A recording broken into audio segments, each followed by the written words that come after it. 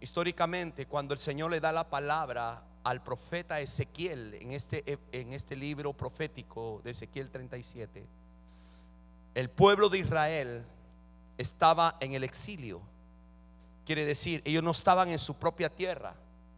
Y siempre Dios nos trae una palabra, diga conmigo, una palabra, en medio de una adversidad o de un conflicto. Porque Dios nunca nos va a dejar solos en medio del desierto. Yo le contaba hoy a alguien, o en una conferencia de pastores, que me tocó el privilegio de ser participante en esa conferencia.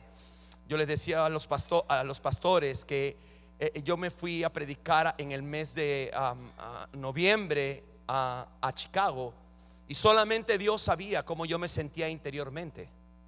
En mi camino yo iba a dar, pero Dios conocía mi corazón. Digan amén. Dile al que tienes al lado: Dios conoce tu corazón mejor que nadie. ¿Está conmigo? Entonces Dios siempre va a traer una palabra para que cuando nuestro corazón esté debilitado, para generar en nosotros esperanza. Históricamente, Ezequiel 37, el pueblo de Israel estaba en exilio, pero en ese momento el pueblo de Israel estaba pasando por un momento muy triste, porque ellos habían perdido toda esperanza que iban a volver a su tierra. ¿Está conmigo? Pero siempre Dios necesita levantar o mandar una palabra para que el pueblo de Dios pueda oír esa palabra. ¿Cuántos dicen amén?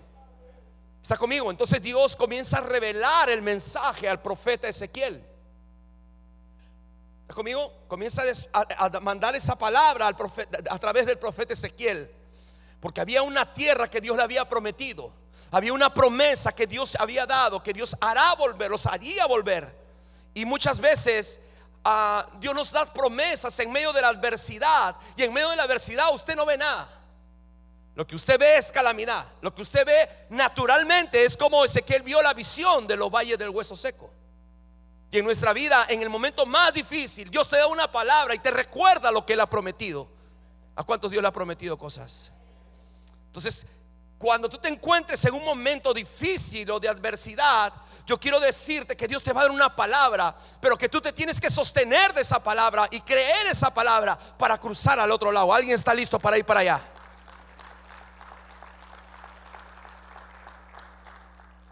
Del capítulo 37, del verso 1 al verso 10, el profeta comienza a describir la visión que Dios le enseñaba. Pero en el verso 11 al verso 14 está la explicación de esa visión. Y ciertamente Dios tiene que revelar lo que está pasando, pero también Dios va a dar el significado de las cosas. Porque dice la palabra que todas las cosas ayudan para bien. Aún los problemas ayudan para bien. Aún los conflictos ayudan para bien. Aún la adversidad me hace más fuerte en Dios. Lo importante es que en medio de la adversidad no podemos perder la visión. Porque la visión de Dios tiene que ver con adversidad, con conflicto, con problemas. Y todas esas cosas Dios la usa para formarte y hacer de ti un hombre de fe. ¿Cuántos hombres y mujeres de fe hay aquí? ¿Cuántos hombres y mujeres de Dios han visto la mano de Dios y la palabra de Dios en medio de una adversidad? Y ¿a cuántos de los que están aquí Dios le ha entregado la victoria en medio después de esa adversidad? Pero no es la única adversidad. Hay más adversidades. Hay más desiertos. El que no entiende el misterio del desierto, el desierto se los traga. Vamos bien. Pero el que entiende el misterio del desierto conquista el desierto. Todavía no han entendido. El que entiende el misterio del desierto conquista el desierto. Y sabe que lo que viene después del desierto es más grande y poderoso de lo que puede haber visto hasta el día de hoy. ¿Alguien me entiende? Mire lo poderoso que es esto. El Señor saca a su pueblo de la esclavitud de Egipto. Cuando ellos ya no tienen dónde ir, ¿qué hace Dios? Lo que cantábamos hoy. Abriste el mar, ¿o no? Para que yo pase. es cuando se acaba las fuerzas humanas, es cuando se acaba el diseño natural y cuando interviene lo sobrenatural. Esa es una dimensión. Y nosotros no podemos ser como el pueblo de Israel, porque el pueblo de Israel vio su gloria. Hermano, ¿usted se imagina que no tiene salida y el mar se abre en dos? Que Moisés levante la vara y ahora ¿qué hago? Y le dice: agarra la vara que te di.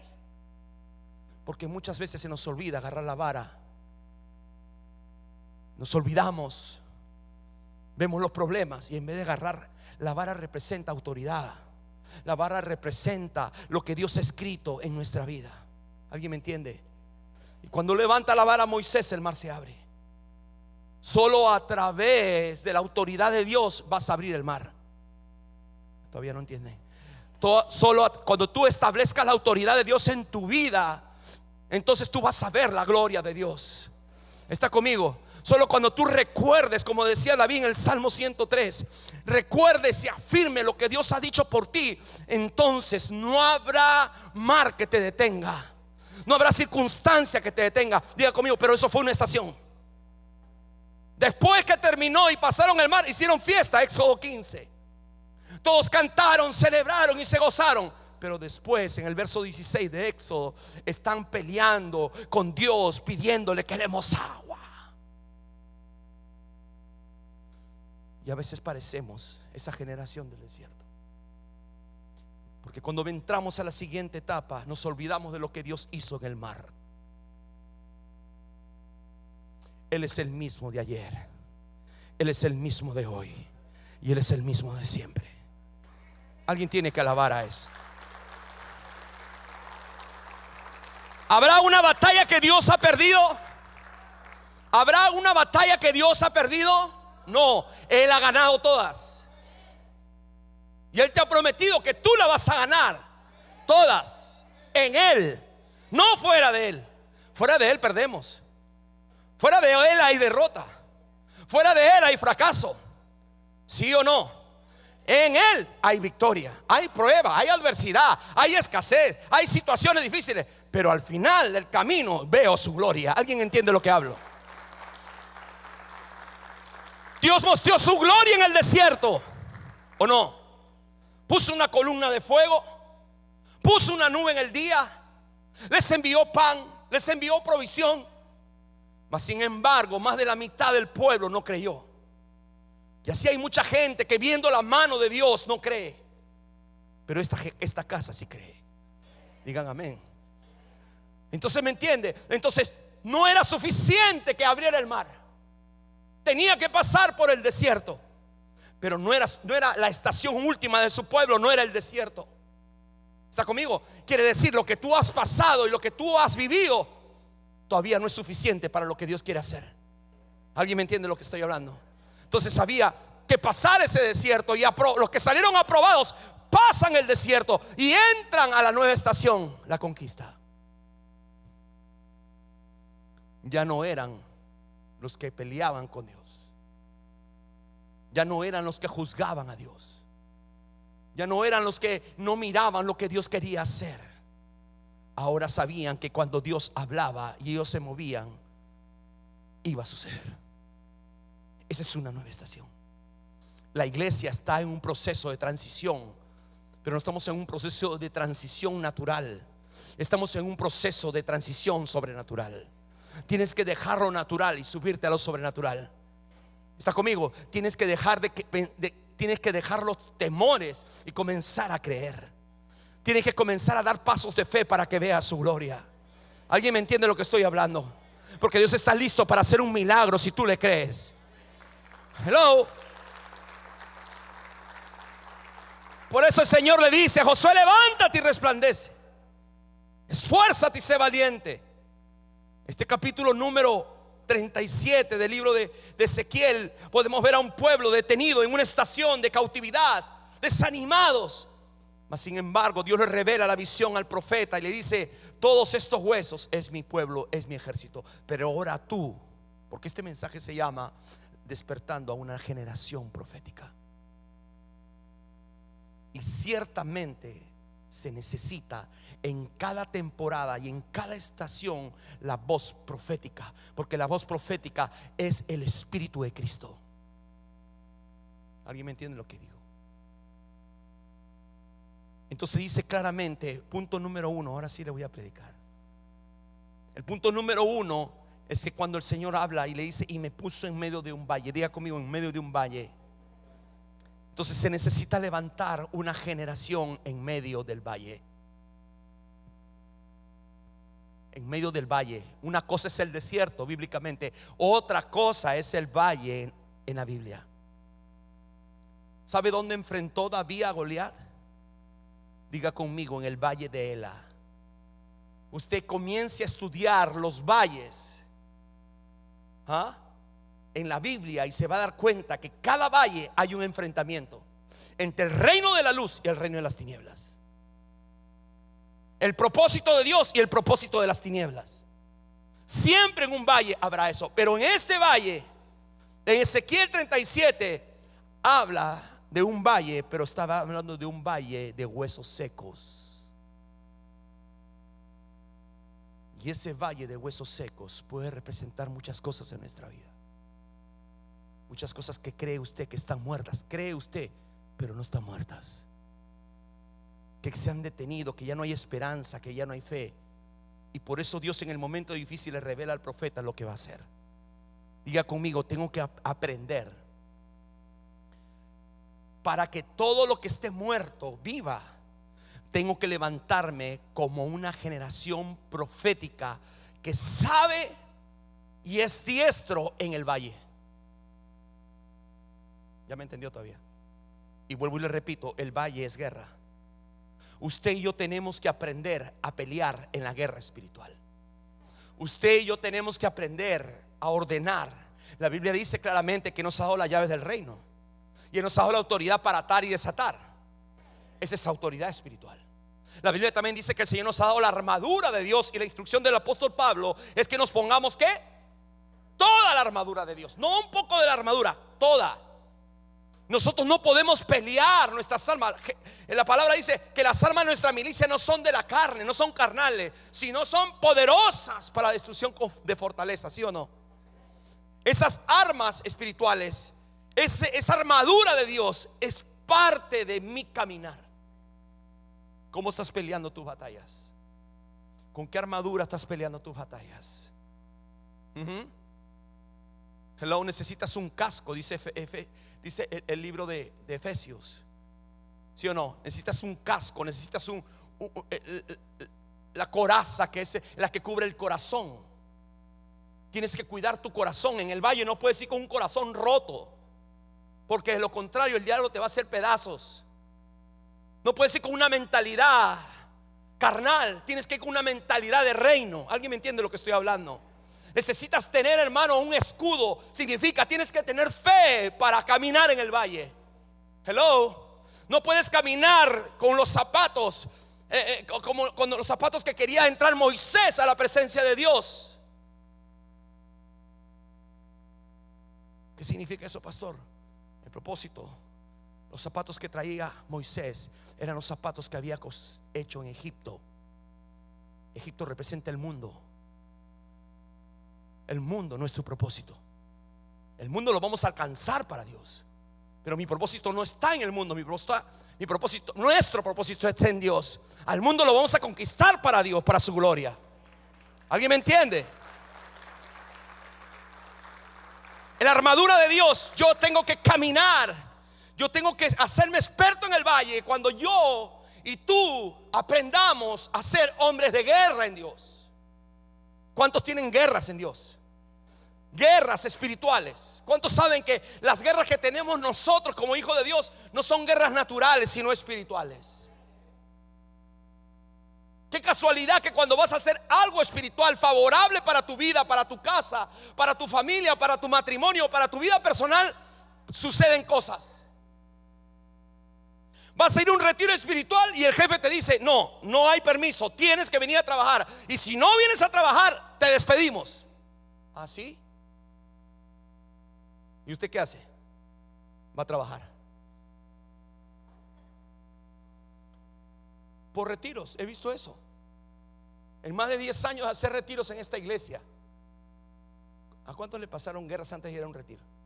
Levante sus manos, por favor. Ah, qué raro, ¿verdad? Qué raro. Qué raro. Suceden cosas extrañas. Hello. Porque son guerras espirituales. Y usted tiene que tener la mentalidad, usted tiene que tener la armadura de Dios, porque usted tiene que aprender a parar en un valle. Porque hay un padre, un esposo, un hombre que se tiene que parar en el valle, porque el diablo va a venir a querer destruir tu casa. ¿Qué vas a hacer cuando se te para al frente, como se le paró Goliat a todo el pueblo de Israel? Si no tienes la armadura de Dios y si no tienes la espada, que es la palabra, entonces ¿cómo te vas a defender? Y ahora, ¿quién podrá defenderme? Vas a decir. Vas a pensar que Chapulín Colorado va a salir detrás de tu televisor. Ahí no viene Chapulín Colorado, no existe. Hello. ¿Con qué estás peleando tus batallas en la mente, en tu corazón?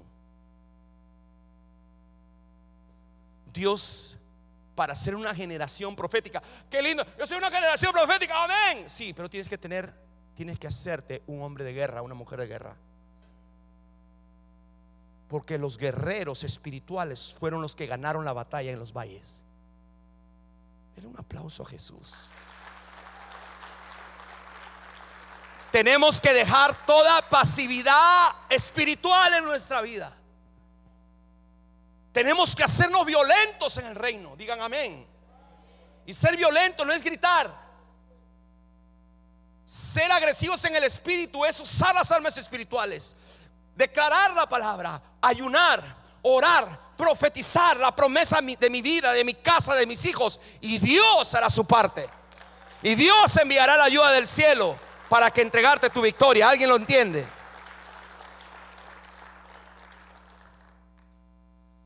Todas las batallas que se ven en la Biblia son en el valle. Y los que entendieron esa dimensión de guerrero, de pelear en el valle, pelearon con las armas espirituales. Josué en el valle de Refidín, David con Goliat en el valle de Ela, Josafat en el valle de Beraca. Josafat peleaba, pero ¿sabes cómo peleó? Josafat adoró a Dios, se humilló delante del Señor y adoró. Y usó las armas espirituales, porque también la alabanza y la adoración es una arma poderosa que tenemos que usar.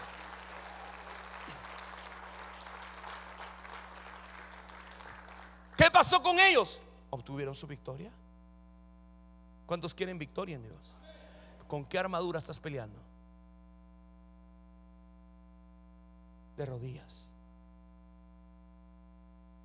Mira lo que dice el Salmo 23:4. Aunque ande, eso me encanta. ¿Quién escribió el Salmo 23? David. ¿Y qué dice ahora? David está diciendo: aunque ande en valle de sombra, pareciera,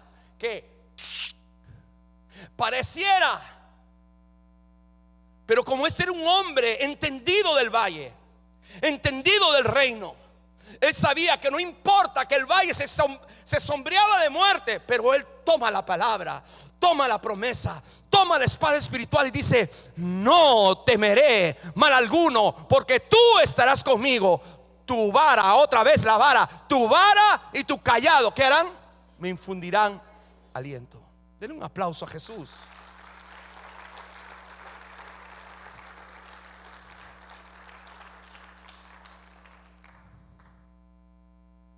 Cuando vino Goliat a David, le dijo: tú vienes con espada, jabalina. Y él soltó una palabra profética. Por eso estoy hablando de despertar una generación profética. 1 Samuel 17 claramente dice: tú vienes con espada, pero yo vengo en el nombre del Señor, y a ti te cortaré la cabeza. ¿Fue así o no fue así? ¿Sabes cuándo ganó la batalla David? Diga conmigo, ¿cuándo, pastor? Cuando él profetizó en el valle. Lo que Dios lanzó la palabra por el Espíritu. y Dios le entregó la victoria. Dios está esperando que se levante esa generación profética. Hombres, mujeres, tome atención. A veces la guerra espiritual es con nosotros mismos. Y la guerra espiritual comienza a operar en el espacio que no lo hemos rendido a Jesús. ¿Cuál es el área que todavía no ha rendido a Dios? El área que no hemos rendido a Dios la está ocupando el enemigo para atacarte por dentro. Por ejemplo, muchas personas tienen todavía miedo, tienen temor, y el temor les controla. Y Dios le dice: ve y haz algo. Y dicen: no, pero ¿cómo voy a hacer eso? No, ¿cómo cree? Entonces pasa un año, pasan 5 años, y el Señor se cansa de decirte: tienes que salir de tu confort. Tienes que ensanchar tienes que salir de ensanchar tus estacas y moverte a otra dimensión. Pero no, pero aquí estoy cómodo. ¿Qué van a decir? Nunca vamos a experimentar el Dios de gloria. Dios te dice: ve y haz esto. ¿Recuerdan cuando Jesús multiplicó los panes? ¿Recuerdan? ¿Qué le dijo a ellos? ¿Qué tienen ustedes? ¿A quién se los pidió? Él los pudo traer de cualquier lado, pero se los pidió ¿a quién? A los discípulos. ¿Y qué hizo con eso que ellos le trajeron? ¿Cómo? Se los devolvió a ellos. ¿Y qué hicieron ellos? Cuando ellos lo soltaron, cuando ellos lo comenzaron a repartir, vieron la gloria de Dios. Es cuando nos extendemos y creemos la instrucción de Dios, entonces nosotros vamos a extendernos a otra estación.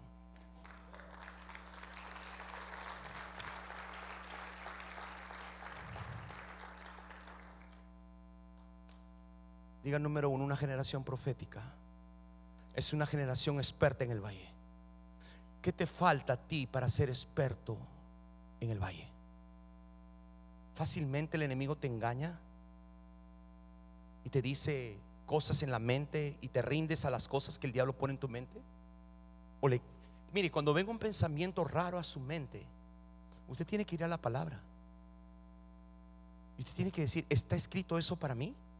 Nadie te quiere. A ver, voy a buscar. Nadie me quiere. Como que no hay. En la otra Biblia del diablo sí hay un montón. No sirves para nada, nadie te quiere, todo el mundo aquí, todo el mundo te mira mal, nadie te va a aceptar. Y hay una lista. En esa Biblia del diablo sí hay. Pero dice la palabra que si lo conocemos esta verdad, la verdad nos hará libres. Entonces dejemos de ser esclavos, porque el diablo ha diseñado una palabra para tenerlos esclavos. Esclavos del corazón, esclavos de la mente y esclavos de nuestra propia voluntad, que no es la voluntad de Dios. Usted y yo vivimos para hacer la voluntad de Dios. Vuelvo a repetir: ¿cuáles son aquellas cosas que todavía no has entregado, que te tienen todavía detenido? Si eres una generación del valle, si quieres ser una generación profética y serte experta en el valle, tienes que saber identificar lo bueno que viene de Dios y tienes que aprender a identificar lo malo para echarlo fuera y reprenderlo en el nombre de Jesús.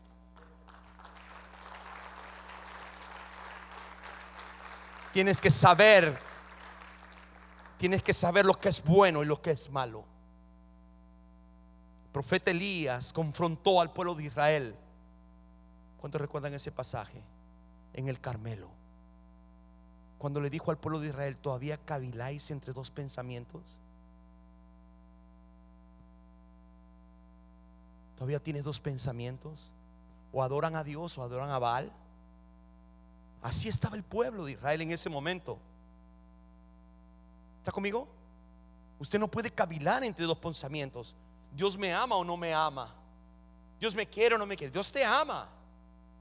¿O no es suficiente la obra de Cristo en la cruz? ¿Está conmigo? Dios te aceptó y te llamó y te compró con precio de sangre.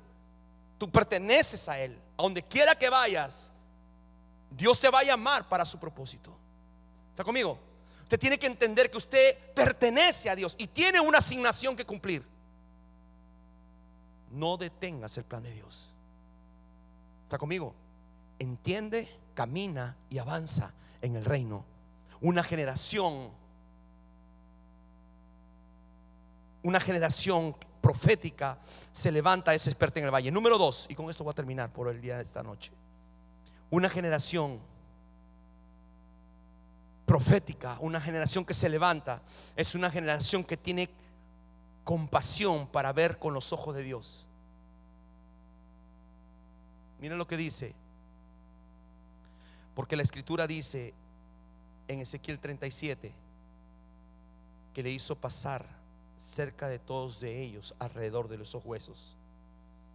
Dios necesita hombres y mujeres con su corazón. Digan amén. Una generación profética no es una generación que juicia, que mira los errores de los demás. Ese no es una generación profética.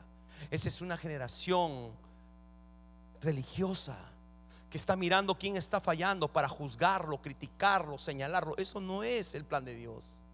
Una generación profética está mirando con los ojos de Jesús. Digan amén, por favor. Una generación profética ve al perdido y diga, y va a decir, no va a decir qué barbaridad este hombre, cómo está de borracho.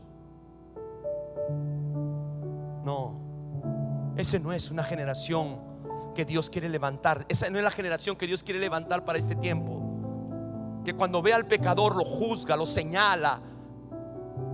No, esa no es la generación que Dios va a levantar en este tiempo. Esa es la generación que estaba con Jesús en los fariseos y ellos juzgaban todo. Todo lo que hacía Jesús lo juzgaba. ¿Recuerdan? ¿Y qué hacía Jesús con ellos? Los exhortaba. Y venía el profeta Juan el Bautista y le decía: generación de víboras. Hello.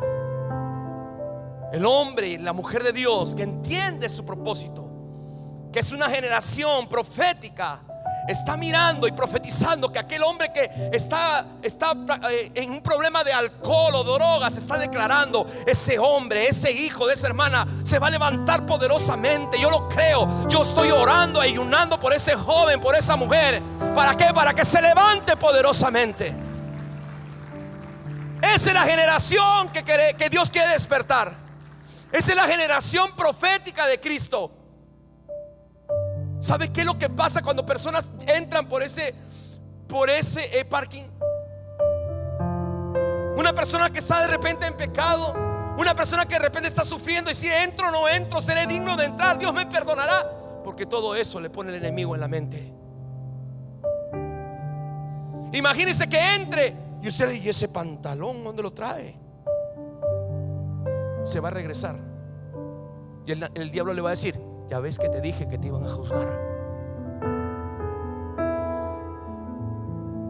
¿Qué hacían los fariseos con Jesús? Este anda hablando con borrachos, con comelones y pecadores. Jesús le daba una palabra de esperanza. Aún a la mujer prostituta le dijo: el que esté libre de pecado. A los fariseos: tiren la primera piedra. Pero le dijo a ella: vete y no peques más. Usted y yo, una generación profética, cuando veamos el mal en la otra persona, el pecado en otra persona, usted y yo tenemos que profetizar lo que Dios va a hacer. Porque cuando Dios te vio a ti y me vio a mí, no miró nuestro pecado. Voy a ir por acá. Cuando Dios te vio a ti y me vio a mí, no miró nuestro pecado. Porque dice la escritura que estábamos muertos en delitos y pecados y no éramos dignos de que Dios nos salve, pero Él por su gracia nos salvó. Esa misma gracia que te alcanzó a ti y me alcanzó a mí, tiene que alcanzar a una ciudad, a una comunidad, para la gloria de Dios. Dios no te mandó como juez. Porque hay muchas personas que dicen que el Señor me reveló y que estás en pecado. Cuidadito. Porque Dios es suficiente Dios, que no te necesita a ti ni a mí para decir las cosas. Dios es poderoso para llevarnos al entendimiento y decir: eso no te pertenece a ti. Esto ya no te va a llenar más. Lo que te puedas fumar, lo que te puedas tomar, lo que lo puedas estar haciendo, ya no más. Llega un momento que vas a volver en sí Dios va a enviar a alguien con el mismo amor que te alcanzó a ti, alguien. Y tú vas a decir: lo estaba esperando. Puede ser en un aeropuerto, puede ser en un avión, puede ser en tu trabajo, puede ser en un ascensor, aún puede ser en el momento más difícil de tu vida. Pero Dios tiene tanto amor, pero tanto amor por el pecador que está fuera sin Dios, como lo ha tenido contigo y lo tiene conmigo todos los días de nuestra vida. Seamos una iglesia de esa generación profética. La generación profética que Dios quiere levantar para este tiempo tiene compasión del perdido y anda llamando lo que no es como si ya estuviera hecho. ¿Qué harías de tu hijo si está perdido?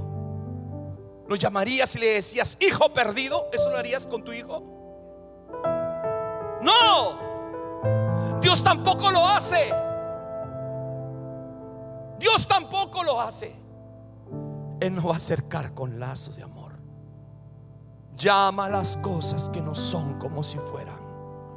Si tu hijo o tu hija perdió la identidad en Dios, llámala por su nombre y dile: Señor, tú me la traerás, como dice la Escritura, en brazos.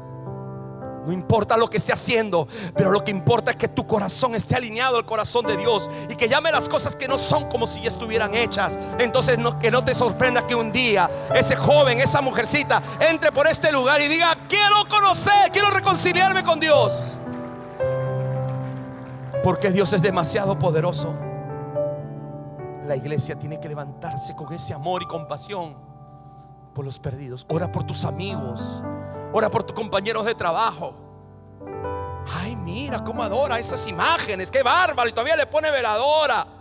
Deja de criticar y profetiza que esa mujer un día va a ver en ti el amor de Jesús.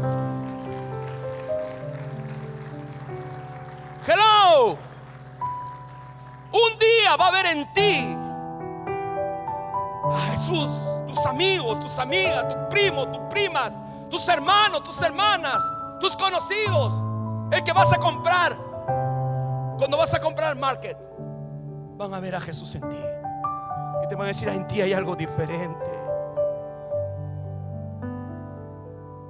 La Biblia dice que somos la sal de la tierra y somos la luz del mundo.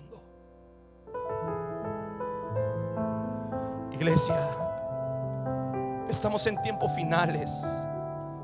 El mundo se cae a pedazos.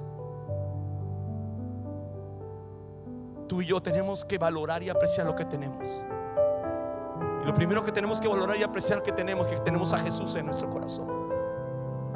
Somos salvos por gracia, pero no solamente para nosotros ese maravilloso regalo. Hay millones que necesitan conocerlos, y tú y yo somos los escogidos por Dios para llevar esa lámpara como esa antorcha, para donde haya tinieblas haya luz para su gloria. Ponte de pie, iglesia. Hay un valle de huesos secos alrededor tuyo. Ese valle de huesos secos aún puede estar en la habitación a seguida de tu cuarto. Puede ser que sea tu familia, puede ser que sea un miembro de tu familia, puede ser que sea tu vecino, yo no sé quién. Pero el Señor le dijo al profeta: háblale a ese valle de huesos secos. Y no le dijo: maldígalos. Párate en el valle y diles a esos huesos secos que tomen vida y vivirán. ¿Qué pasó cuando él hizo eso? ¿Vivieron o no vivieron? Vuelvo a repetir: ¿vivieron o no vivieron? Dios necesita levantar esa generación profética para que llame a lo muerto que está vivo en Cristo Jesús. Cuando el Señor miró a Lázaro que estaba en la tumba, el Señor lo llamó y le dijo: Lázaro, ven fuera. ¿Sí? Hay muchos Lázaros cerca de nosotros que necesitamos llamarlo proféticamente para que vivan, para que sean desatados como Lázaro y vuelvan a vivir para la gloria de Dios. No está muerto. Jesús le dijo a sus discípulos: no está muerto. Solo todo esto es para que mi gloria se manifieste. ¿Habrá alguien en este lugar que quiera ser de esa generación que aprende a caminar en el valle? No, aquí no hay nadie. ¿Habrá alguien que quiera ser de esa generación en el valle? ¿Habrá alguien en este lugar que quiera ser esa generación de compasión? Que tiene compasión por el perdido y que lo llama y profetiza sobre ellos, que usa las armas espirituales para pelear por su generación. Si la Biblia dice que la generación de los justos será bendita, la generación de los rectos será bendita, eso quiere decir que hay una generación que me pertenece, que es bendita. Ya está escrito, escrito está. No lo digo yo, lo dice Dios. Quiero ver esa generación que se levanta esta tarde o esta noche para clamar por lo que está muerto en sus vidas. Posiblemente sea en ti mismo, que hoy te levantes como esa generación profética, primero de ti, para poder pelear por todo lo que Dios pone a tu alrededor. Levanta tus manos y comienza a orar.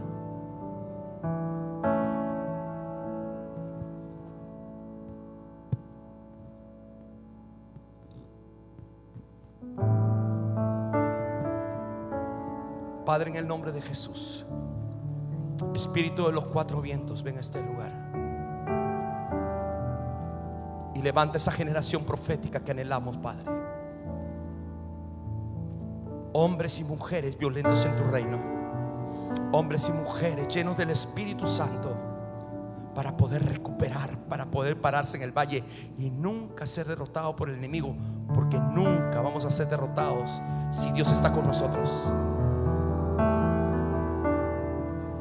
Yo declaro que hoy Dios levanta una generación profética.